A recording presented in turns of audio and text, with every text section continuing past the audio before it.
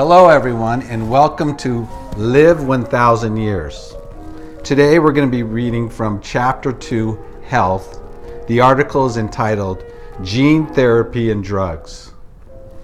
Gene therapy to extend age is available today, at least if you're a roundworm or a mouse. Gene therapy is a scientific process whereby artificial or engineered genes are introduced into a living species. One scientific study involving genetic engineering of roundworms increased the lifespan of roundworms by 600%. Another study experimented with mice. Scientists introduced the enzyme catalase into the mitochondria of mice. Mitochondria generate ATP, which is the power source inside cells. Catalase protects cells from oxidative stress and damage by free radicals.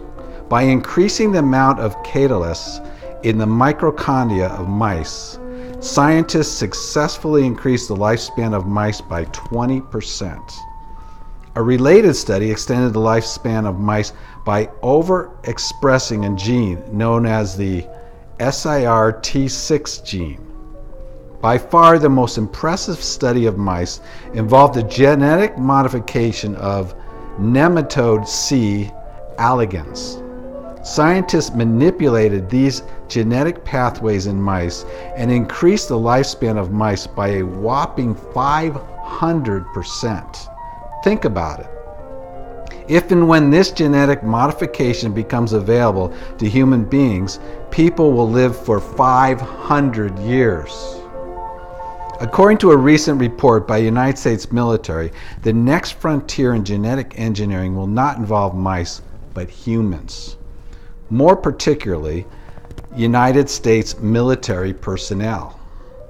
Genetically modified human beings in the next business venture for biotechnology companies currently working with the United States military. Their admitted goal is to produce a super soldier who will have Olympian physical strength and requires very little food or sleep.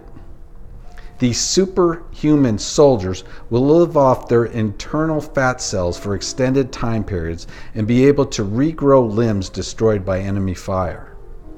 Backed by yearly funding of $2 billion, the United States Pentagon's Defense Advanced Research Project Agency, otherwise known as DARPA, recently held a public news conference about super soldiers after years of secret experimentation. DARPA did not reveal whether or not genetically modified soldiers already exist. However, as of today, DARPA has a functioning exoskeleton that enables military soldiers to run faster and lift heavy weights. This exoskeleton is one step closer to the full modification of genetically modified soldiers. Meanwhile, another U.S. military report reveals the creation of human-animal chimeras outside of the public spotlight. U.S. scientists are creating chimeras by injecting human stem cells into an animal's embryo, such as a pig or a sheep. These scientists then manipulate the human stem cell inside the animal embryo to grow a human organ of their own choosing, which can be taken from the animal and implanted into a human. According to the MIT Technological Review, around 20 animals have been impregnated with human-animal hybrids at a number of American universities during the past year. This creation of chimeras is also happening every single day in laboratories outside of the United States. Many people don't have patience or time for genetics to increase their lifespan. For those people, there are life extension drugs available on today's market. The drug rapamycin has been prescribed to people since 1999 and is routinely used to suppress the human immunity system and prevent rejection after a human organ transplant, such as a heart. In 2009, human tests of rapamycin increased people's lifespan by 14%. which would translate to an increase in the average human lifespan from the current 78 years old to around 90 years old. There's big money today in these life-expanding drugs.